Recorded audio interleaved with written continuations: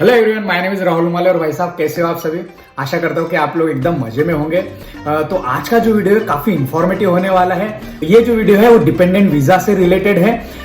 मैंने मेरा पिछला जो वीडियो डाला था, मेरी वाइफ जब आई थी, तो मैंने मेंशन किया था कि अगर आपको डिपेंडेंट वीजा से रिलेटेड कोई भी क्वेश्चन हो तो आप फील फ्री मुझे कनेक्ट कर सकते हो। तो काफी सारे लोगों ने मुझे पर्सनली पिंग किया था और उन्होंने बोला था कि एक वीडियो बना डालो इसके ऊपर।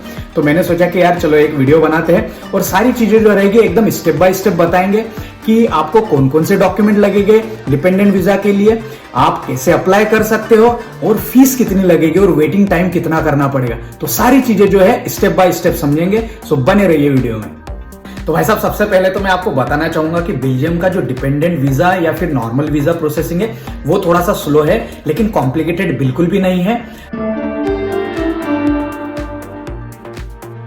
तो डिपेंडेंट वीजा के लिए कौन कौन से डॉक्यूमेंट लगेंगे, उनको दो कैटेगरीज में हम लोग डिवाइड करेंगे। एक तो जो कि उन्हें एपोस्टाइल करना पड़ेगा और एक जिन्हें एपोस्टाइल नहीं करना पड़ेगा। तो सबसे फर्स्ट जो डॉक्यूमेंट है वो है मैरिज सर्टिफिकेट, और सेकेंड डॉक्यूमेंट जो आपका डिपेंडेंट है उसका पीसीसी पुलिस क्लियरिंग सर्टिफिकेट, और जो थर्ड है वो है आपके डिपेंडेंट का बर्थ सर्टिफिकेट। तो ये जो तीन डॉक्यूमेंट है केवल आपको एपोस्टाइल करना पड़ेंगे। तो अभी बात करते हैं जो डॉक्यूमेंट एपोस्टाइल नहीं कराने पड़ेंगे।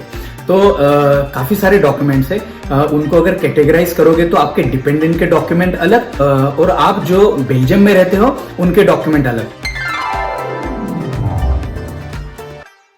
तो जो आपके डिपेंडेंट है उसके जो डॉक्यूमेंट की लिस्ट है उसमें सबसे फर्स्ट है पासपोर्ट, और सेकंड जो डॉक्यूमेंट उनको जो लेना पड़ेगा वो है ट्रैवल इंश्योरेंस लेना पड़ेगा मिनिमम 6 मंथ का। मतलब आप मिनिमम 3 मंथ्स का ले सकते हो, लेकिन बेल्जियम का जो प्रोसेसिंग है वो थोड़ा सा स्लो है, तो आई वुड सजेस्ट कि आप 6 महीने का ट्रैवल इंश्योरेंस लें। अगर आपको कुछ भी मोर इन्फॉर्मेशन अगर ट्रैवल इंश्योरेंस के बारे में अगर चाहिए तो आप मुझे कनेक्ट कर सकते हो या कमेंट में लिख सकते हो, तो उसके बारे में मैं आपको मोर डिटेल प्रोवाइड कर दूंगा। और जो थर्ड है वो लैंग्वेज फॉर्म, जिसमें आपका डिसीजन आएगा, मे बी फ्रेंच, डच वैसा ले सकते हो।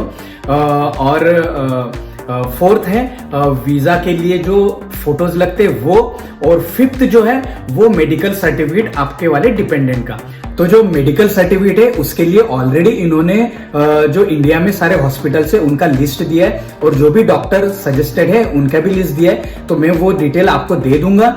मैंने जो है वो मुंबई से किया था और बहुत ही इजी प्रोसेस है। आप ऑलरेडी पहले अपॉइंटमेंट बुक कर सकते हो और जिस दिन है वहां पे जाके मॉर्निंग में वो सारे टेस्ट करेंगे आपके डिपेंडेंट के, तो इवनिंग तक जो आपको मेडिकल सर्टिफिकेट मिल जाएगा। तो बहुत ही इजी प्रोसेस है, कोई प्रॉब्लम नहीं है, जैसे आपको अपॉइंटमेंट लेना है। और उसका जो चार्ज है वो आपको अराउंड 3000 से 5000 के बीच में पड़ेगा। तो अभी आप जो बेल्जियम में हो उनके कौन कौन से डॉक्यूमेंट लगेंगे उसके बारे में बात करते हैं। तो जो पहला डॉक्यूमेंट है वो है आपका वाला कॉन्ट्रैक्ट, जो आपका रेंटल कॉन्ट्रैक्ट है वो लगेगा। और उसमें एक रजिस्टर्ड कॉन्ट्रैक्ट भी रहता है जो कि आप अपने ओनर से ले सकते हो, कम्यून में रजिस्टर रहता है, तो उसका वाला कॉपी लगेगा। सेकेंड जो डॉक्यूमेंट है वो है आपका आरपी कार्ड। थर्ड जो डॉक्यूमेंट है आपका जो सैलरी स्लिप है 6 मंथ का वो लगेगा। और फोर्थ है इनविटेशन लेटर। आपको यहाँ से एक लेटर लिखना पड़ेगा, मैं आपको उसका फॉर्मेट दे दूंगा, अगर आपको चाहिए तो आप मुझे पर्सनली कनेक्ट कर सकते हो। तो जैसे अपन एप्लीकेशन लिखते हो तो आपको वैसा वो इनविटेशन लेटर बना के आपके डिपेंडेंट को देना पड़ेगा, ताकि वो डॉक्यूमेंट के साथ में वहां पे वीएफएस ऑफिस में सबमिट कर पाए। तो भाई साहब, ये थे सारे डॉक्यूमेंट जो आपको डिपेंडेंट वीजा के लिए लगेंगे। तो डॉक्यूमेंट की लिस्ट जो है काफी बड़ी है, लेकिन बहुत ही ईजी है।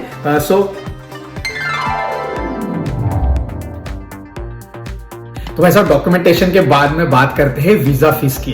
कहाँ पे आपको पैसे पे करना पड़ेगा वीजा फीस के लिए, उसके बारे में बात करेंगे। तो भाई साहब, सबसे पहले जो भी बेल्जियम में रहते हैं उनको एडमिनिस्ट्रेटिव फीस देना पड़ता है आपके डिपेंडेंट के लिए, जो कि कम्यून में आपको ऑनलाइन ही पे करना पड़ता है, जो कि कम्यून को फीस जाती है, और वो है 181 यूरोस। कैसे पे करना है वो मैं आपको डिस्क्रिप्शन में दे दूंगा डिटेल्स। उसके लिए आपका जो रेफरेंस एक पर्टिकुलर एक अकाउंट रहता है उसके ऊपर आपको ये पेमेंट करना होता है, और जो रेफरेंस रहता है वो आपका डिपेंडेंट का नाम, सरनेम, आपका जो कंट्री, मतलब एक फॉर्मेट रहता है, तो वो आपको फॉलो करना पड़ता है।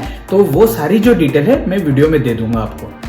तो भाई साहब सेकंड जो फीस है वो कब लगेगी, जब आपका जो डिपेंडेंट है वो वीजा एप्लीकेशन फॉर्म भरेगा, सारी स्टेप्स फॉलो करेंगे। मतलब वो मैं नेक्स्ट पार्ट में बताऊंगा कि कैसे अप्लाई करना है। बट वो जो एप्लीकेशन फॉर्म सबमिट करने के बाद में आपको एक 2600 का अमाउंट पे करना पड़ता है, प्लस वहां पे एक प्रीमियम सर्विस भी रहती है जो कि आप ले सकते हो। एंड आई वुड सजेस्ट कि आप वो लो, काफी मतलब उससे हेल्प मिलती है।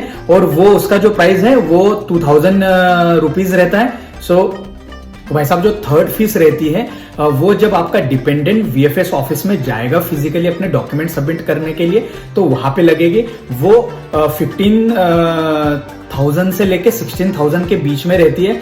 तो भाई ये तो थी वीजा की फीस जो कि आपको कहाँ पे करना पड़ सकता है। लेकिन अगर मैं ओवरऑल अगर बात करूं कि आपका कितना खर्चा हो जाएगा, तो इंडियन रुपीज में आपका 40 से 50 हजार रुपए टोटल खर्चा होगा, जिसमें आपका ट्रैवल इंश्योरेंस भी आ जाएगा और एपोस्टाइल का कॉस्ट भी आ जाएगा और आपके डिपेंडेंट का जो मेडिकल सर्टिफिकेट बनाने का खर्चा है वो सारी चीजें इंक्लूड करके ये 40 से 50 हजार के रेंज में पड़ जाएगा। तो वैसा वीजा फीस के बाद में बात करते हैं कि आप कैसे ये डिपेंडेंट वीजा रेस कर सकते हो। तो उसके लिए आपको आपका जो डिपेंडेंट है इंडिया से, मेरे यहाँ पे मेरी जो वाइफ है उसने इंडिया से ही उसको अप्लाई किया था। तो वहां पे वीएफएस ग्लोबल की जो साइट है वहां पे आपको जाके आपको पहले अकाउंट क्रिएट करना पड़ेगा। उसके बाद में अकाउंट क्रिएट करने के बाद में आपको वीजा एप्लीकेशन फॉर्म सबमिट करना पड़ेगा।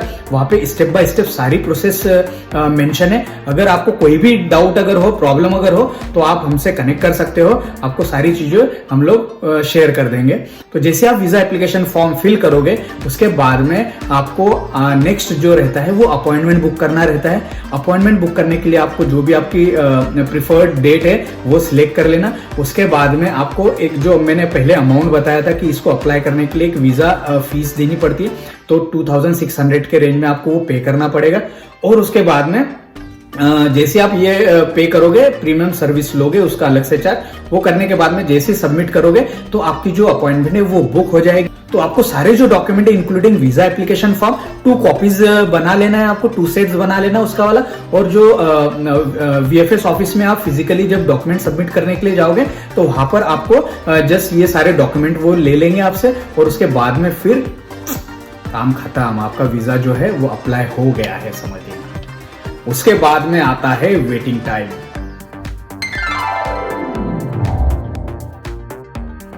तो भाई साहब डिपेंडेंट वीजा अप्लाई करने के बाद में आपको जस्ट वेट ही करना है। मिनिमम आपको 3 से 4 महीना वेट करना पड़ेगा और मैक्स टू मैक्स आपको 6 से 9 मंथ आपको वेट करना पड़ सकता है। उसके बाद में आपका डिपेंडेंट यहाँ पे आ जाएगा एंड देन कांग्रेचुलेशंस,